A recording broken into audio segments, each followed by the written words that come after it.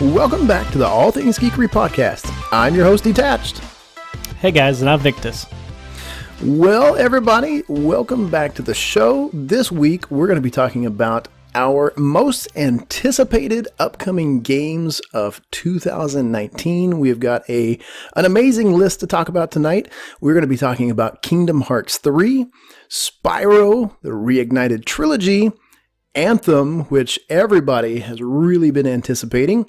We've got Super Smash Bros., the Ultimate Edition, and then we've also got a wild card, but you're going to have to wait till the end of the show to figure out what we're going to be bringing you. So stay tuned. To start off the list, we're going to talk about a game we never thought was coming. It was right up there with Half-Life 3 in its infamy of always being talked about, never being made. That game is, of course, Kingdom Hearts 3. Me personally, super excited. I've always been a follower of and player of the Kingdom Hearts games, and even more so of Kingdom Hearts. I'm going to love Kingdom Hearts 3 because it's going to hit every console. It's coming to all of them, not just PlayStation.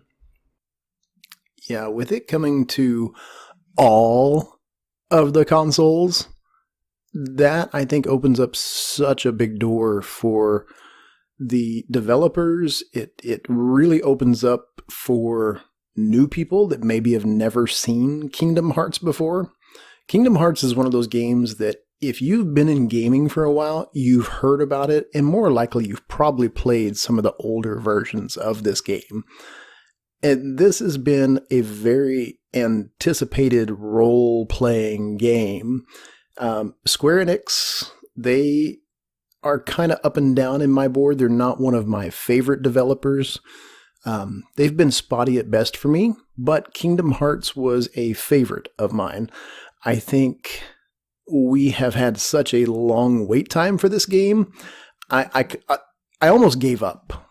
I really didn't think this game was going to happen. So I really haven't put a lot of time thinking about what the story is going to be. I kind of forgot where the old ones left off. I just kind of gave up on this game, honestly. Well, and that's the thing about the Kingdom Hearts line of story is that, I mean, there's been so many games to continue it, and just even talking about it, trying to explain the story to somebody. Well, for me personally, learning about the story was I had to go back several times and convince myself I wasn't crazy for how convoluted, I shouldn't say convoluted, how intertwined the story is within itself and how things keep tying back into itself. But with the original 3 Kingdom Hearts, and this is kind of, they're just like within line of each other, it's they've kept it pretty straightforward. They've had a lot of spin-offs and fillers in there, but along with the story, I really enjoy the RPG aspect, the fighting style that is the Kingdom Hearts line. And from what they've shown of 3, it's going to continue on that and hopefully build on even more. They've shown some interesting aspects, additions. I hope they differentiate and add in even more to it to keep it different than the other two. 2 was a huge step from 1. 1 was their first getting their feet wet with it, and 2 was the perfection. That's usually how it always is with gaming. Yeah. 3 is always the test for a development studio to keep it going. That is very true. I really think this one has the platform, and I think the player excitement. I think there's a ton of people out there that would be willing to back this. And I think there's a ton of people that are going to kind of stumble on this title that have never played the series before. They're going to see it. And I think the development company really has a chance to get some new people that could love the game. I mean, this series development goes all the way back to kind of the mid-2000s, honestly. They have had story plot changes. They've had yes, no's. We've had, yeah, here's the development money to the program completely getting slashed and cut. They've been all over the board. I'm really excited to see what they're going to do. I really hope that they keep that kind of hack and slash RPG the true role-playing game, but yet you've got the graphics and the storyline. You know me, I'm a huge story guy. I've got to have the story or I just don't get entertained, and it's hard for me to get attached to a game if there's no story to it. It's hard to stay engaged. So I really hope that they bring a good story and continue what they did with 1 and 2. I love the characters. If you've not played the first and second one, if they do what I think they're going to do, the third one, like you said, could be pretty convoluted because the story has so many plot twists and turns. I think the third one, if you're just now coming into it, unless they do some type of pre-entry into the third game, you may be a little lost as to what's going on. Absolutely. Well, and kind of calls back to some of the trilogies we've seen out there. Immediately came to mind was Mass Effect 3. I had already played Mass Effect 1 and 2, and I knew their story by heart, so I knew all the details going into 3, but what was somebody thinking that went into the game and did not play 1 and 2? You know, for a lot of out there, it was always recommended you wouldn't do that because they were so story entwined into how you understood and really loved the game. Kingdom Hearts 3, 1 and 2, although the story was there and it continued with itself and built on itself, it was only half of that. And not as intertwined. The gameplay, your building of your characters, the RPG aspect was a whole separate thing. And I feel like those games, yes, you lost some if you didn't have the continued story with it, but you didn't lose as big a chunk as, say, a Mass Effect game if you didn't know the backstory. So I agree, but I don't think it's going to be on the scale of some of the other trilogies we've seen if you haven't played 1 and 2. It's going to be hard to go back to those two because they're, PlayStation exclusives. Definitely. Agreed on that point for sure. Now, from a story standpoint, with this one, I love where they're going with it because this one is going to be based a lot on Disney. So I'm really anxious to see where those characters come in and really who they bring in and what we get to do with them. That's going to be fun. Yeah, especially, we've brought in all the characters from 1 and 2, how they come back, and the new characters they add, and if they really add a good substance to it. But only if they add a good substance to it. Only if they add a good substance and not just pure monetary value.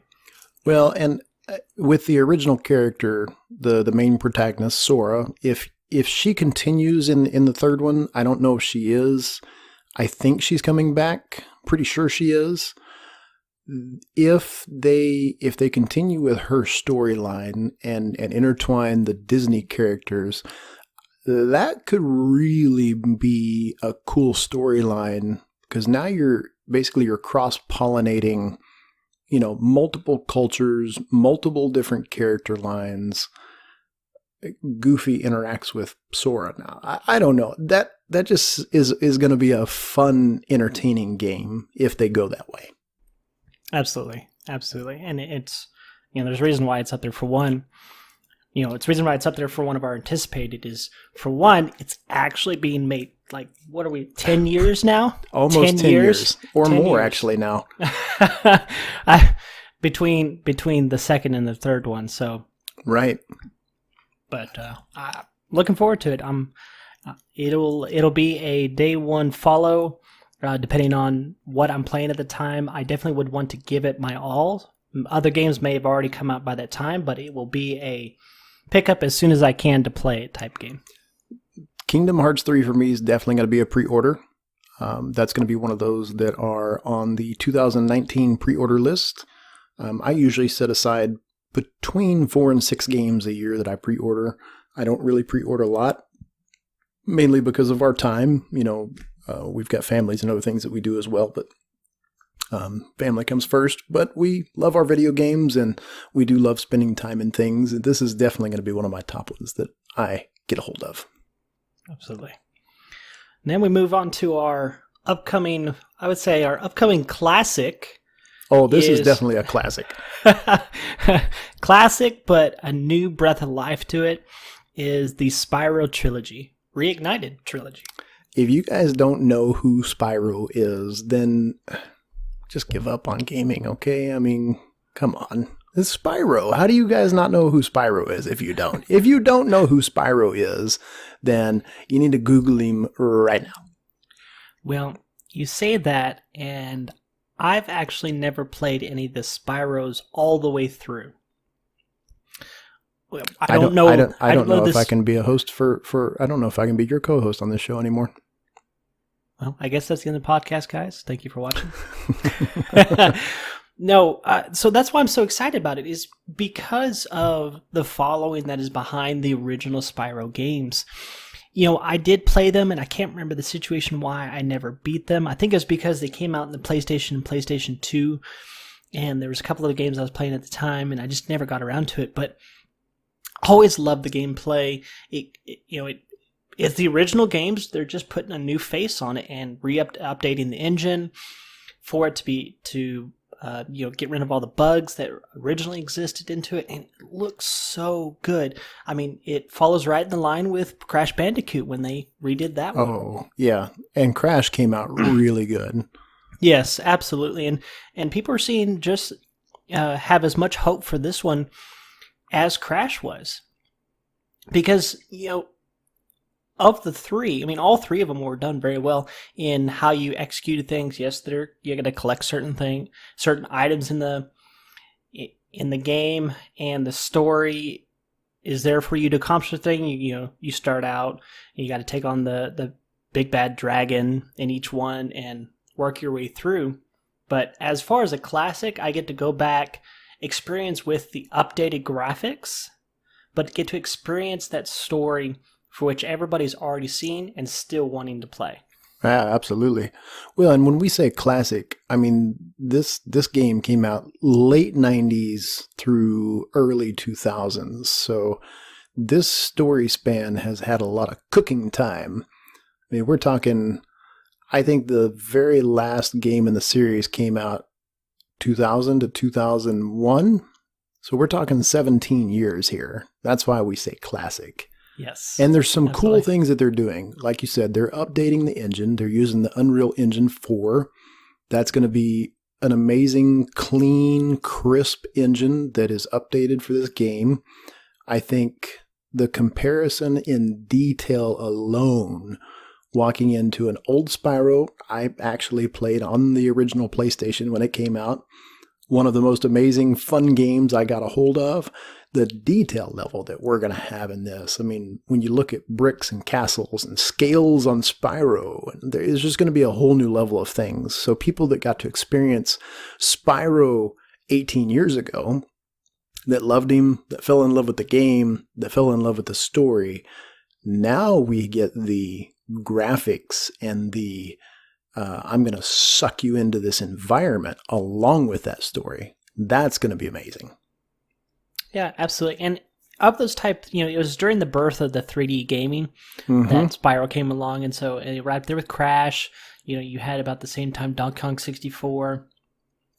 And because they were so early in the graphical era of 3D gaming, they did not age well. Oh, no, they didn't age well at all. Yeah, they did not age well because of the advancement in resolutions of TVs, everything like that. When you try to play them, yes, they're still very much playable. And then some of the emulators out there or rehashes of the game, they look okay, but you still have polygons, you still have the interactions. But and that's where, they differentiate from those 8-bit games that came out at this, a little bit before that. Is those 8-bits have aged very well because they're still making 8-bit games right now. And 8-bit is always going to be 8-bit. You don't expect anything else out of it. But these polygon games, they were different. So that's why I'm so excited about these remasters that are coming out. Complete remix of the game. You have the core, you have the story, you have the exact same gameplay levels that everybody loves, just with the nice brand spanking new look to it. Got a new paint job.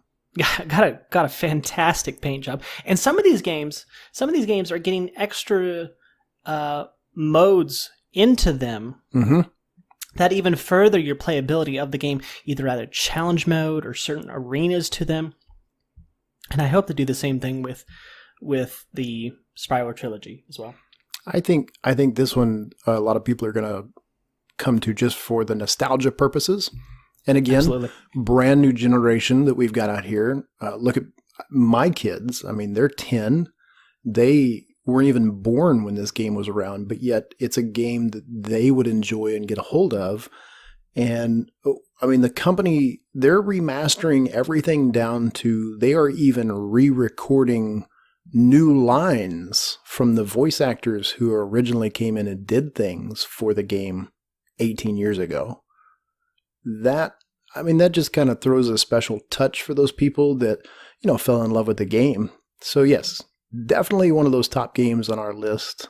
We are ready to get a hold of it. It cannot get here fast enough. Completely agree. It's be one of those that I keep with my, and I'm going to get on my Switch. Keep with my Switch at all times. If I get the physical, I'll probably get the digital, but it'll be one I take with me all the time and look forward to playing every time I can. Yep, that will definitely. It's a good trip game. You're on a flight. You've got a long time to go. Great game to pull out. Absolutely. Next up is one that a lot of people, and when I say a lot, I mean more than two, and that two would be us. Okay, 3, maybe 3. Is Anthem. You probably heard about it a couple of times. What's Anthem? Over the last couple of minutes, because we talked about it when we first introduced it, right? Anthem is a brand new looter shooter. Well, kind of a looter shooter. We think it's going to be a looter shooter. BioWare, and you know how I feel about BioWare. I won't get into that rant. BioWare and EA have decided to team up and make this new, wonderful AAA looter shooter amazingness that everybody at one time was calling the Destiny Killer. I don't think that's possible anymore. But this is one of those that kind of keeps creeping into the limelight of it gets pushed out and then it gets announced of a new release date and never mind. It got announced that now once again it's being pushed out again. We're talking first of next year for this game to actually come out, but it is a open world. You get to basically share this open world with other players, pretty much like Destiny. You get to spawn in, and it truly is a looter shooter. You have these mechanized robot machines that you can control. They're suits. And again, it's one of those games that I have seen so much hype about, and people have pumped this title up. Are we looking at a disappointment when it finally comes out? Or are we truly looking at a new age of a looter shooter RPG / MMO? Yeah, that's a great question. I mean, when everybody thinks of BioWare, they think their most recent game, big game, BioShock Andromeda. Mass Effect Andromeda. Terrible game. And it's hard to get that out of your mind, but it's also noted that that was made by a subsidiary team of BioWare Montreal. It was. No longer exists for a reason. There's a reason for that. If you've played that version of the game, you know. You know what we're talking about. Yes.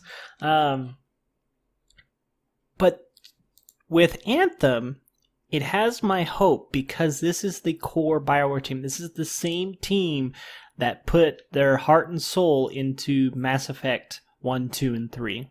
You know, people may rant and rave about what happened at the end of 3.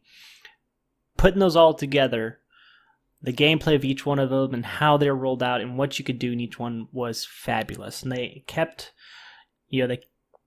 adding on to and really supporting each one. They knew how to do it, and I believe this is, they understand what to do with this one. They see the games that are out right now, what people are playing, what the story they want to integrate, and how you put that all together into a looter shooter that is also, it looks like, team-based with roles.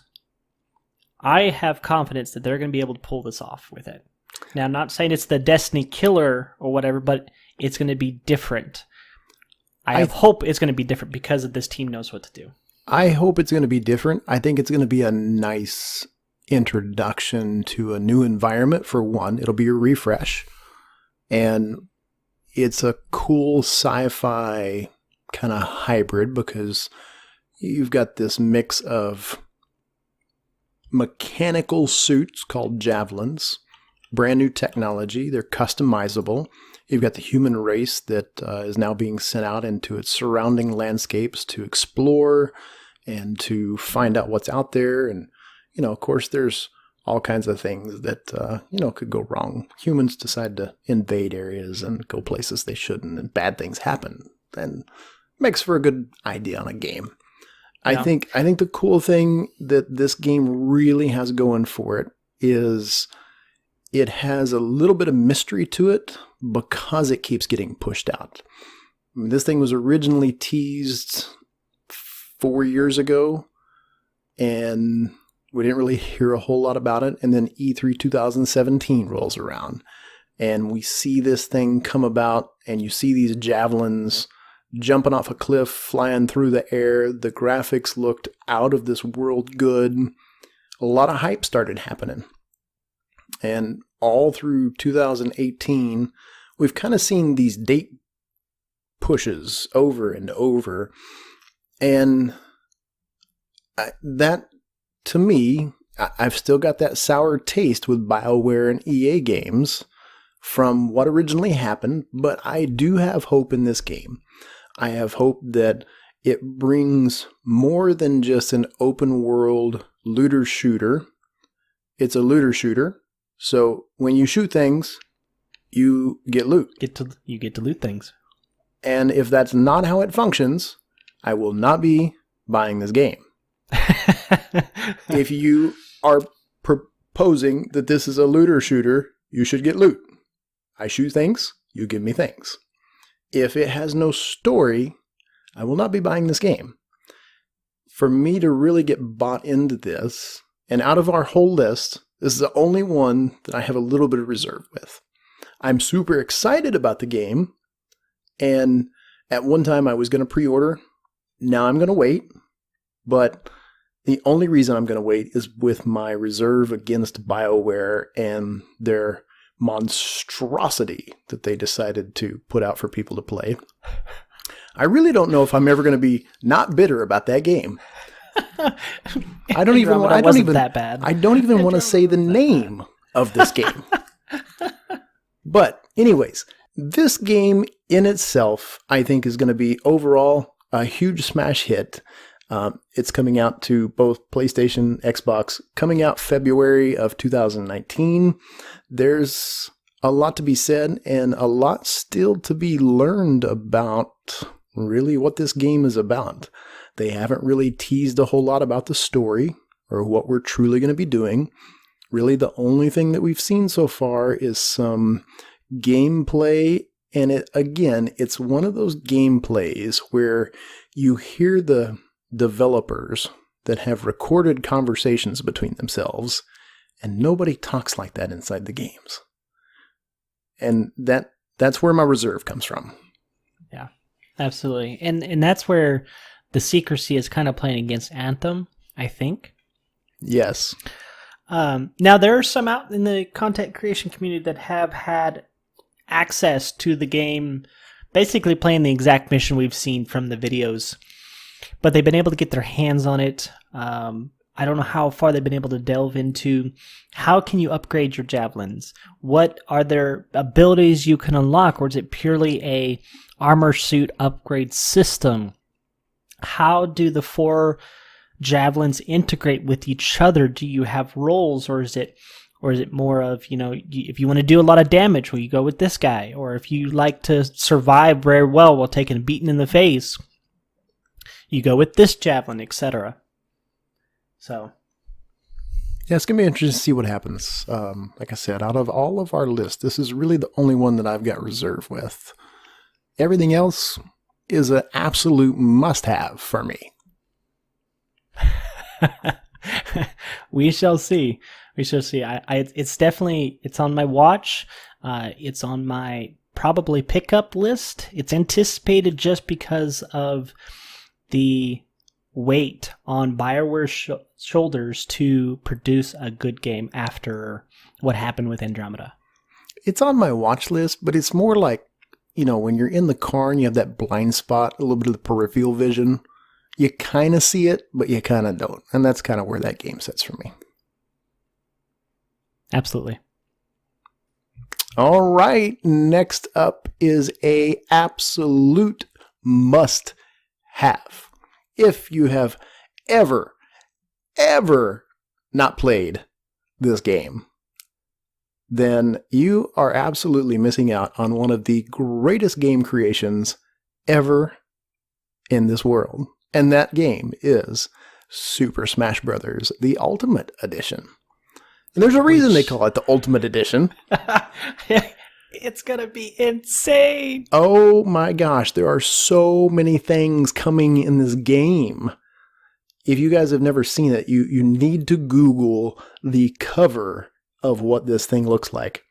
There are so many characters we're going to get in the Ultimate Edition.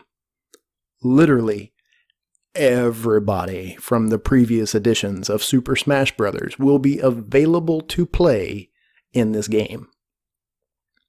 Everybody.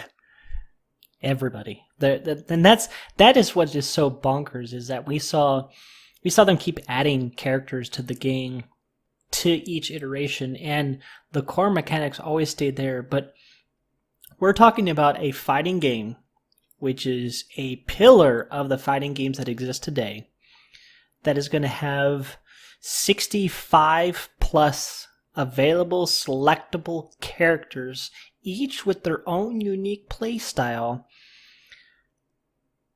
in the game. It's actually 74. Are we up to 74? There are officially 74 characters that have been announced to date.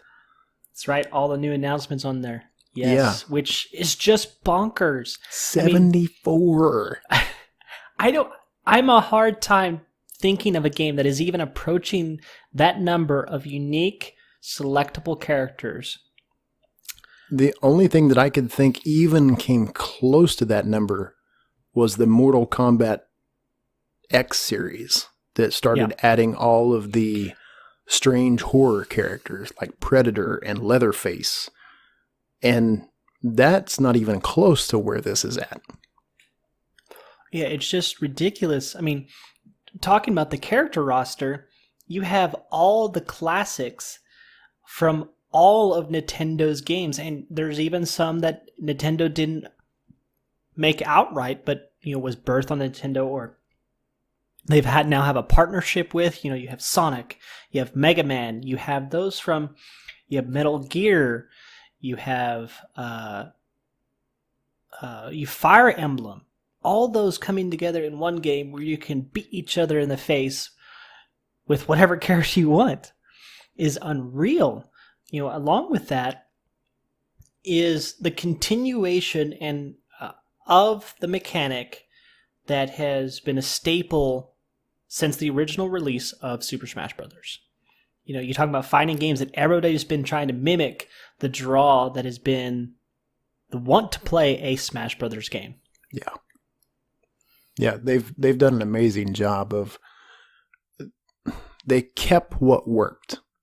They found something, it was a gold mine, and instead of letting the new shiny things kind of, hey, let's detour our attention and see if we can make something new, they kept what worked, they kept the foundation, they kept the core of the fighting that was exciting, people had fun with it.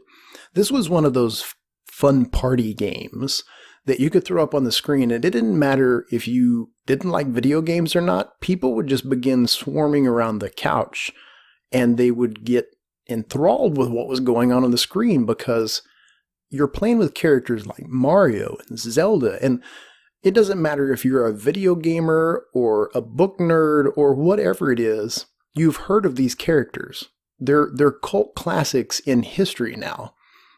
Zelda, Mario, Luigi, Yoshi, all of these different players you get to see in this game, and it just kind of tugged on people's hearts, and they're like, hey, look, I don't have to play Mario, but yet Mario is here. Yeah, absolutely. There'd be multiple times when I would boot up whichever version of Super Smash Brothers was out at the time, and I would just want to laugh, and so I would throw all the computer players in there, turn their difficulty up to 9, and just let it run, see what happens. And I would just burst out laughing at some of the ridiculousness that would happen, and let alone playing with somebody else or a group of people, especially when we got to 8 players in one match that was the most recent on the Wii U. Nuts.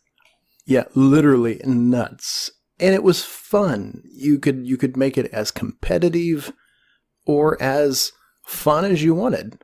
I remember sitting in, the living room with friends, and we would have bets on who was going to win. We'd have a, pot of, hey, I'll bet you 12 Cokes that you can't beat such and such. And, we ended up with junk food. Hey, teenagers, what else you got to do, right? Right. And nerdy teenagers. So I really do. This is probably from a cartoon style game that's a fighter. This is my top pick. Absolutely is. And I am super excited with some of the new characters coming in, specifically one. And you guys, if you know me, I'm a huge Castlevania fan. All-time favorite old school game. And they're bringing Simon Belmont to the character selection. So that's right. They are. I was quite shocked at that. Who will I be playing? I will be playing Simon. Absolutely. Vampire Slayer all day long. He's lying. He plays Daisy all the time. Shush your face. No, and that's where, it is unreal, because some of the characters that they've announced, I am slightly, a tiny bit worried that they're going to be OP. And I was shocked that they announced Ridley. Ridley is going to be a playable character in Smash. Wow. That's going to be... Yeah. But I don't even know what to say to that. There is that worry, just because of I understand who Ridley is, and right. How you can't really shrink that character down to the size of a normal, Captain Falcon or Mario. Yeah, it doesn't they're going to work. be bigger. But the people that work on Super Smash Brothers, that team, they know how to balance things out. People say certain characters are OP, but really when you get down to the nit and gritty of it, when it comes to competitions, nobody really has a fair, one up on somebody else just because they picked a certain character. Yeah. Yeah, sometimes, the combos of different characters against other characters, it's like a rock, paper, scissors, but they do very well by themselves. They're very well balanced across each other. Yeah, I think the balancing could be a potential worry. The other question I have for this game is, has Nintendo oversold themselves? And, that's one of those worries with a game like this, I think sometimes, is, have you oversold how fun it's going to be? Have you oversold this one aspect of, look at all these people you're going to be able to pick from, and look at all the new things that you're going to get? So I really hope that they don't lessen any of the old fun foundational fighting things that we grew up with, that we loved, because of this new flashy, look at all the things you're getting. Right. I agree. Another thing I wonder is for them to announce an ultimate game. A ultimate meaning is the be-all, end-all. It's hard for you to release the next iteration. Agreed. So there's, it's two ways. Either they do release a next iteration, which is going to, like I said, hard for them to do to top that, or you have a continual updating game, a growing and evolving game that just gets people added to it. I mean, look at what's happening with Fortnite. Although it's young, they continually add and make new. Now, in regards to Super Smash Bros., you don't have to add as often, but add when it makes sense to keep the game going, to keep content going, to warrant not having a new game in the next iteration of Nintendo's console. Yeah. Whenever that does happen down the road from now. Yeah, it's a good point because a lot of games have gone to that seasonal rollout. You know, the season 5 just came out of such and such game, and here's everything that you get. And I don't know, you know, Nintendo is really kind of pushing hard to stay up to date with, you know, the gaming community and everything that's out there, and they've got their followers. They've got some people that they just don't grab a hold of, and they've got some people that absolutely love their stuff. And I think Nintendo is being very smart with this. I think they've got the game hyped well. I think the character selections they've picked out are amazing. But I really, along with you, I think they're kind of at a crossroads. Do they go left? Do they go right? Do they go straight? Do they bring seasonal content? And we've seen a little bit of that with Zelda Breath of the Wild. We saw some DLC content come out that added new things, new challenges. And I really do think that's probably what they're going to do with this. And, you know, I hope it's successful. I really do. This is one of those top fighting games in my book. Yeah, absolutely. And because I'm a Switch owner, the sole reason why I get Nintendo consoles, number one, is for the next Smash game. It's why I got the Wii, it's why I got the Wii U, and it's why I got the Switch. Although there are excellent games to go with those, number one on the list is always to make sure I can play the next Smash game. And there's a reason for that. They always do well. They're always very well done. You know, the characters always love them to play them. And there's always a high replay value. No matter how long you've played a Smash game, it is nothing is the same when you go back. It is always different because it's a big brawl match. Yep. That's all it is. It can be a ton of fun. Absolutely. And that's why I'm looking forward to the next one. Yeah. Purely because it is the next Smash Brothers in the game, but also what they're bringing with it, what they're hyping up to be, and to finally have Super Smash Brothers on the go. Literally on the go. Yes, please. Yes, please. And it's only a couple of months away because it comes out early December of this year. So, yes, please. I think Santa's going to be good to me this year. I think so. Yeah, I'm pretty sure Santa will be good to me. Yep. And now that we've rambled on about the amazingness that is Smash Brothers, we will get to our wild card anticipation. It is a game from Nordic, those people that work on Darksiders. Amazing game. Amazing game. Really enjoyed 1. They added and it built on 2, and they're coming out with 3. And this is BioMutant, is our wild card. We haven't seen a lot about it. There's been some trailers, some talk about it, but what has been stated so far has me very interested in how they could build a game around that.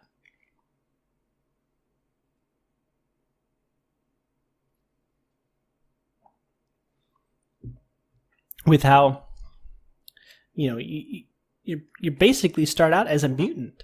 You start out as a mutant, and you have a action attack mode. There's no turn based or anything like that. But you have your character, which is a mutant, and you go on quests.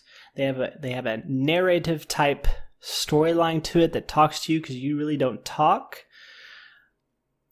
But the combat looks really good. It's kind of got a kind of Devil May Cry feel to it a little bit. Has that look to it? Yeah, it has that, that combat feel where you can combo somebody up in the air and knock them away. You have special abilities that you can use on enemies right in the middle of the battle.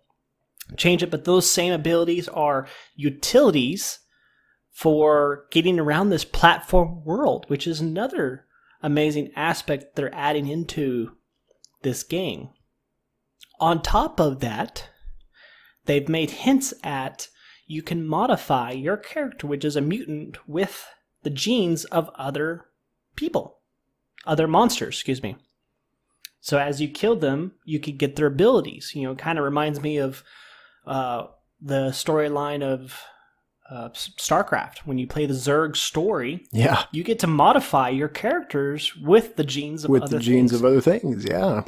Now, that was on a tiny scale, and you only had 2 options. So, whether they introduce a skill system, a skill system that requires the genes of certain monsters to unlock, which I hope they don't go, purely because it would take away from the surprise factor of, I just killed this thing. Wonder what its genes can do to me, and how can it modify me? And you're going to go, oh, yeah. Look at what this just did. Yeah. Look what this just did. Or no, take that away. But far as a wild card, I'm looking forward to it as a watch. I'm waiting on more information. The trailer that they released, or trailers, looks really good. I really like how they're going with the narration of it. Yeah, from the trailers and what I have kept up with on, this looks like it is really going to be a good game. The entire story is narrated. That is absolute A+ in my book. You are taking some amazing aspects and hybridizing this game into a MMO action RPG. So you've got this customizable character, very MMO-like. You're going to be able to customize what looks like a lot of different things inside of that character. It's going to have a weapon crafting system. I don't know about armor or anything like that, but you've got skills, like we said. You've got things that you can adapt. It's got an open world feel to it. I think it's probably going to have a PvE and a PvP portion. So those players out there that like I just want to play against the NPCs and work on the story, great. And I think it's also going to have kind of an arena open world. You can fight against other players. Maybe there's going to be a ranking system. I don't know. I've heard a few things out there. So there's a plot behind this game as well. I think the company has really thought this out in a good fashion. A lot of these action role-playing games like this one get kind of thrown together in a last-minute crunch to pop a game out, and it lacks the depth and the character involvement and the engagement from the player, and it just kind of gets lost in time. Absolutely. I agree. And I see potential here, and that's the key word I want to put with this game, is potential of what they've shown, is that I see a character creation game, and I say creation because you're going to be creating your character throughout the entirety of the story, whether it's by necessity of overcoming certain obstacles in the game or because you like that ability. But you have the potential to make a unique character that you will bond with. It is like you're creating your RPG character, and your story is told through the abilities that you select to have on your mutant. Yeah. I hope they have such a customization of that in the game that you will look forward to showing off your either monstrosity that is your mutant, or your, you could show it off and it goes, wow, where did you get that? Nice handy wings you got on, or the leg pieces, or whatever it may be. Get to show that off to people, very much like we do in the Monster Hunter games with the new armor, but even more unique than that. I think Monster Hunter is a really good comparison. I think Monster Hunter was the start of where this game is going to come out at. And I think this game's going to have a little bit of that feel.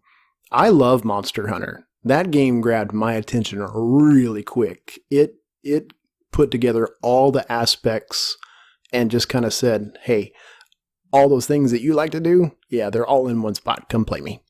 And I put a ton of hours into Monster Hunter, and I really haven't played it a whole lot, but I think this game is really turning and burning some of those same aspects of that MMO community, and really, I think, is going to open up some doors.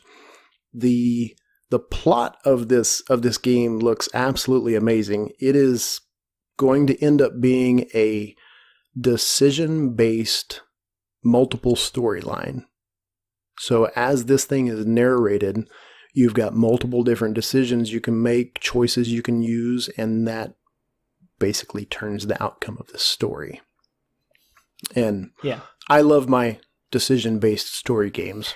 Huge Telltale fan, and amongst others. So, which, with that alone, if done properly, which I firmly believe, if this is the core team at, THQ Nordic, if this is the same core team that we've seen create the awesome games that fit into their genre well, that storyline will be really fleshed out, and it increases the playability exponentially, because you go, you know what? Back in Act 1, I made that decision, really changed what's happening right now in Act 3. I'm going to go back and replay that and see what happens down the road. Yeah, and that's the cool thing with these kind of games is it gives you different avenues, and you can go back and specifically go, yeah, I'm choosing this because, well, I haven't done it yet. And that may change something on the back end or the front end or wherever you're at. So this game really does have a lot of potential. I think there's 3 things that if they don't get right, it will basically tank the game. 1, the story. If they don't have a cohesive, well put together story, the decision aspect that could change things, I don't think players are going to care about because they're not engaged enough in the story anyways. Number 2, if they have a mechanic in the game that is clunky, that is hard to get a hold of and learn, that's going to deter people from the story, in my opinion, because it's going to be frustrating to play with. And 3, I think, comes down to really the economy inside the game. It talked about a crafting system, and we've seen plenty of games that have strong economies that become really hard to deal with inside MMOs. So I think those 3 things, if not done correctly, could really be a deterrent for this game. Right, and I mean, you basically described the foundation that is going to be this game, or what is shown could be this game. Yeah. And we saw part of that crafting system in the trailer, we saw part of that combat system in the trailer, and we saw part of that story in the trailer.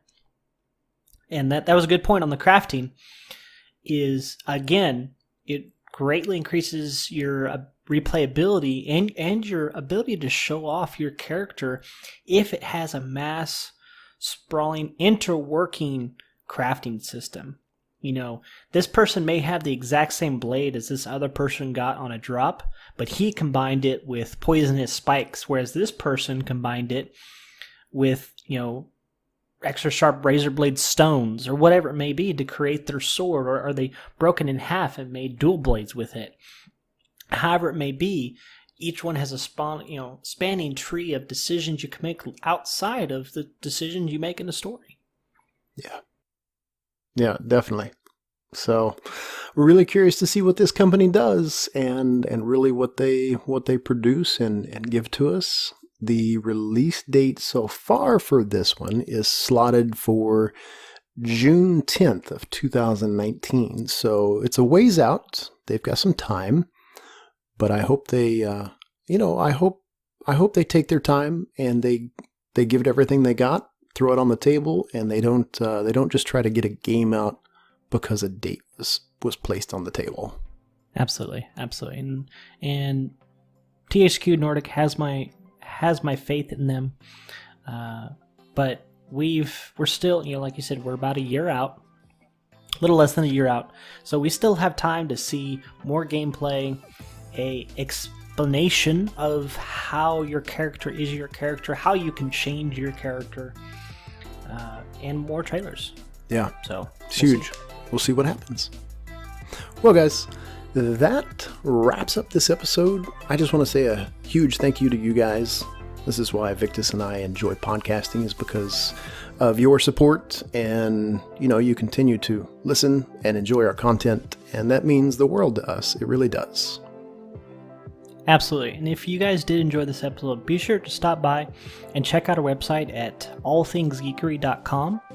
You can also find us out on Twitter, YouTube, and several other social platforms. All those links will be in the description below. Yeah, guys, if you all have any specific topics that you would like us to look at in the future episodes, you guys can email those to us at podcastatg@gmail.com. But guys, that wraps up this episode. So as always, you guys stay awesome, and we will see you in the next episode.